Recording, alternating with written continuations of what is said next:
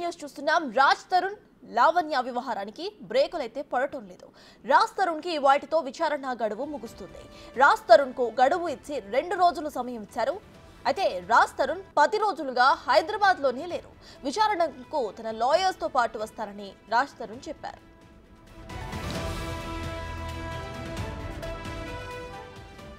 కానీ నిన్నటి నుంచి పోలీసులకు రాజ్ తరుణ్ అందుబాటులోకి రావటం లేదని సమాచారం. దీంతో ఆయన విచారణకు హాజరవుతారా లేదా అనే దానిపై సస్పెన్స్ కొనసాగుతుంది. ఒక రాజ్ తరుణ్ విచారణకు హాజరవ్వకపోతే చర్యలు తీసుకునేందుకు పోలీసులు సిద్ధంగా ఉన్నారు. ఈ కేసు విషయంలో హైకోర్టులో క్యాష్ పిటిషన్ వేసే ఆలోచనలో రాజ్ తరుణ్ ఉన్నట్లుగా టాక్ వినిపిస్తోంది.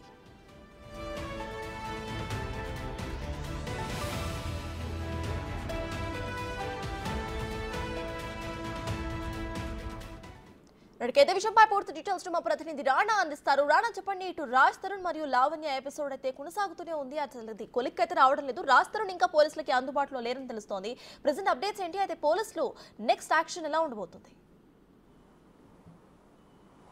ఎప్పుడైతే రాజ్ తరుణ్ పైన 3 సెక్షన్స్ కింద కేసు నమోదైందో అప్పటి నుంచి కూడా పోలీసులు అతనికి టచ్లోకి వెళ్ళడానికి కూడా ప్రయత్నించారు. అప్పుడు ఫోన్లు స్విచ్ ఆఫ్ వచ్చింది. తను ఎక్కడికి వెళ్ళాడనే దానిపై కూడా ఒక క్లారిటీ రాలేదు. తర్వాత మరొకసారి లావణ్య వచ్చి కంప్లైంట్ ఇచ్చింది. కొన్ని ఆధారాలు సమర్పించిన తర్వాత ఆ ఆధారాలన్నీ కూడా వారు పరిశీలించి ఆ కంప్లైంట్లో ఏం రాశారు, ఏ అంశాలు ప్రస్తావించారన్న దానిపై కూడా పూర్తిగా వారు క్రోడీకరించుకున్న తర్వాత ఒక ఐడియాకి వచ్చిన తర్వాత నోటీసులు పంపించారు. నోటీసుల్లో 2 రోజుల్లో కంపల్సరీ కూడా మీరు విచారణకు హాజరు కావాలంటూ కూడా అతనికి నోటీసులు ఇచ్చిన నేపథ్యంలో అయితే నిన్న కానీ ఇవాళ మస్ట్ అండ్ షుడ్గా రావాల్సింది. ఇవాళ లాస్ట్ డేట్ కాబట్టి ఇవాళ నార్సింగ్ పోలీస్ స్టేషన్ దగ్గరికి వస్తారా లేకపోతే రాజనగర్లో ఉన్నటువంటి డీసీపీ ఆఫీస్కి వెళ్తాడనేది కూడా ఒక ఉత్కంఠ అనేది కొనసాగుతుంది. గత 10 రోజుల నుంచి కూడా ఆయన చండీగఢ్లో ఒక హోటల్లో ఉన్నట్టుగా సమాచారం ఉంది. అక్కడి నుంచి కూడా ఆయన హైదరాబాద్కి వస్తున్నట్టుగా తెలిసింది. ఒకవేళ హైదరాబాద్కి వస్తే అతను విచారణకి హాజరవుతాడో లేదో తెలియాల్సి ఉంది. ఎందుకంటే ఇప్పటికే లాయర్లు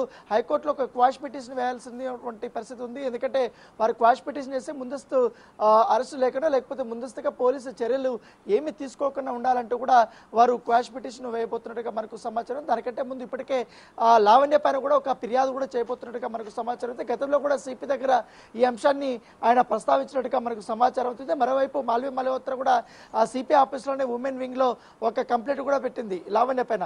తర్వాత లావణ్య మాల్వి మల్హోత్రా పైన ఇక్కడ కూడా రాజ్ తరుణ్ అండ్ మాల్వి మల్హోత్రా మీద ఇద్దరి పైన కూడా నార్సింగ్ పోలీస్ స్టేషన్లో విత్ ఎవిడెన్స్ తో పాటు ఆమె ఫిర్యాదు చేసినటువంటి నేపథ్యంలో ఇప్పుడు పోలీసులు కూడా అన్ని కోణాల్లో వారు అబ్జర్వ్ చేసిన తర్వాత విచారణ చేసిన తర్వాత అందరి దగ్గర కూడా వారు ఇన్ఫర్మేషన్ తీసుకున్న తర్వాత ఇప్పుడు రాజ్ తరుణ్కి నోటీసులు పంపించారు. నోటీసులు అందుకున్న రాజ్ తరుణ్ ఇవాళ సాయంత్రం లోపల ఆయన హాజరు కావాల్సి ఉంది.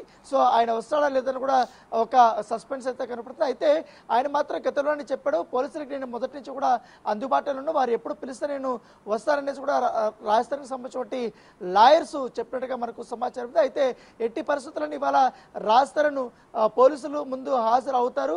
పోలీసులు అడిగే ప్రతి ఒక్క క్వశ్చన్కి ఆయన సమాధానం చెప్తారు. కొన్ని లావణ్యకు సంబంధించిన ఎవిడెన్స్ కూడా కొన్ని ఉన్నాయి.